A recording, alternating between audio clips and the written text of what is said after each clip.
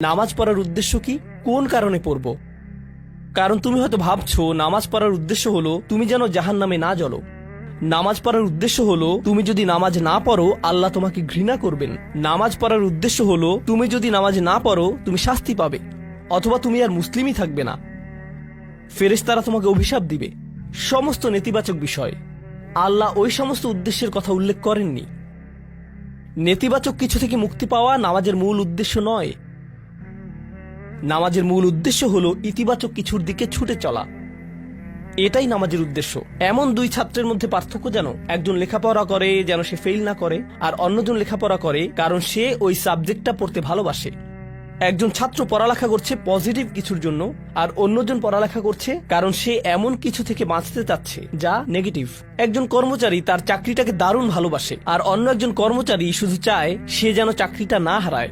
তারা একই চাকরি করছে, একেবারে অভিন্ন চাকরি, কিন্তু একজন চাকরিটা করতে পেরে কি যে খুশি, কত যে আনন্দ তার, আর অন্যজন খুবই হতাশ, সবসময় মনমরা ভাব। কেন?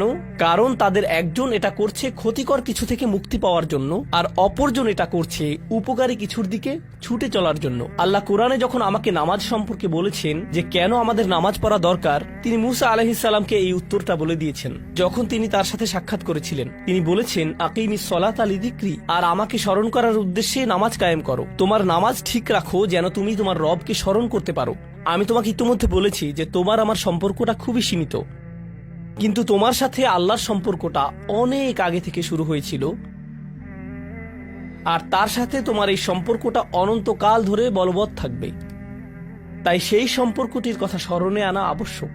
কারণ ভালো যত কিছু তোমার কাছে আসে তা আসে ওই সম্পর্কটা থেকেই। সামান্য কিছু ভালো জিনিস তোমার বাবার কাছ থেকে আসে, কিছু কিছু ভালো জিনিস, কিন্তু সকল ভালো জিনিস যা তোমার কাছে আসে তা আসে একমাত্র ওই সম্পর্কটির কারণে। যদি তুমি চাও সকল উপকারী জিনিস তোমার জীবনে অবস্থান করুক, তখন তোমাকে অবশ্যই তার কথা স্মরণ করতে হবে, যার নিকট থেকে সকল কল্যাণের আগমন ঘটে, যার নিকট থেকে সকল নিয়ামতের আগমন ঘটে, সকল রিজিকের আগমন ঘটে, সকল হেদায়েতের আগমন ঘটে। আর তাই আল্লাহ বলছেন সর্বোত্তম যে উপায়ে তুমি এটা করবে তা হলো নামাজের মাধ্যমে তুমি আমাকে স্মরণ করবে। এজন্যই তোমার নামাজ পড়া দরকার। আচ্ছা, পরিশেষে এজন্যই তোমার এটা করা উচিত, কিন্তু তুমি এটা করছো বলেই সঠিক নিয়ত সহকারে। আল্লাহ বলছেন কেবল এখানেই শেষ নয়, এর কিছু উপকারিতাও আছে।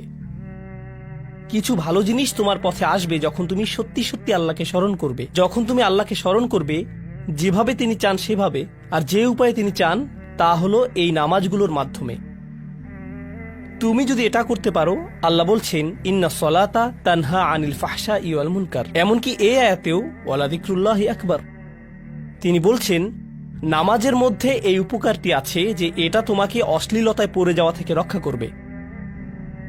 কারণ অশ্লীলতা তোমার চারপাশে বিরাজমান, আর আমি প্রিয় পুত্র তোমাকে এটার সম্মুখীন হওয়া থেকে রক্ষা করতে পারবো না। অশ্লীলতা তোমার ফোনে, অশ্লীলতা তোমার স্কুলে, অশ্লীলতা তোমার বন্ধুদের মাঝে, অশ্লীলতা ঈদের অনুষ্ঠানে, যখন কোনো কর্নারে গিয়ে বন্ধুদের সাথে আড্ডা দাও, অশ্লীলতার উপস্থিতি তুমি সর্বত্র দেখতে পাবে। প্রতিবার যখনই তুমি অশ্লীলতার দিকে এগিয়ে যাবে তোমার অন্তর ক্ষতিগ্রস্ত হয়ে পড়বে। আর আল্লাহ বলছেন যদি তুমি এই নামাজগুলো আদায়ে যত্নবান হও, এগুলো তোমাকে অশ্লীলতার করাল গ্রাস থেকে রক্ষা করবে। একবার যদি তুমি অশ্লীলতায় ডুবে যাও, তখন তুমি হয়ে পড়বে যেমন তুমি যদি দূষিত বাতাসে নিঃশ্বাস নাও, প্রথম প্রথম তোমার কাশি আসবে, কিন্তু যদি এতে বেশিক্ষণ অবস্থান করো একসময় এতে তুমি অভ্যস্ত হয়ে পড়বে। অশ্লীলতাও ঠিক এরকম। এতে আকণ্ঠ নিমজ্জিত থাকলে একসময় এটাকে আর বড় অপরাধ বলে মনে হবে না, নিজেকে এর থেকে রক্ষা করার কোনো গরজ অনুভব করবে না আর, কারণ তোমার প্রতিরোধ ব্যবস্থা দূষিত হয়ে গেছে।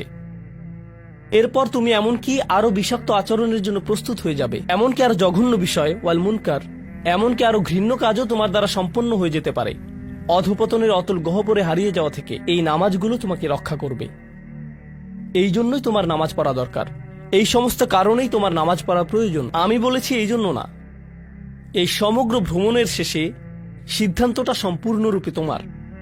কারণ আল্লাহ হয়তো আগামীকালই আমাকে নিয়ে যেতে পারেন, আল্লাহ হয়তো আমাকে 1 বছরের মধ্যেই নিয়ে যেতে পারেন। তোমার এবং আমার মাঝে যে এই সম্পর্কটা বর্তমানে আছে, এমনকি যদি আমরা 100 বছরও বাঁচি, আমরা এর চেয়ে বেশি বাঁচতে পারবো না। একটা সময় আছে যখন এর সমাপ্তি ঘটবে, কিন্তু ওই সম্পর্কটি, তুমি যদি সত্যিই ওই সম্পর্কটি সম্মান করতে চাও, নামাজ পড়ো। তোমার প্রতি এটাই আমার উপদেশ।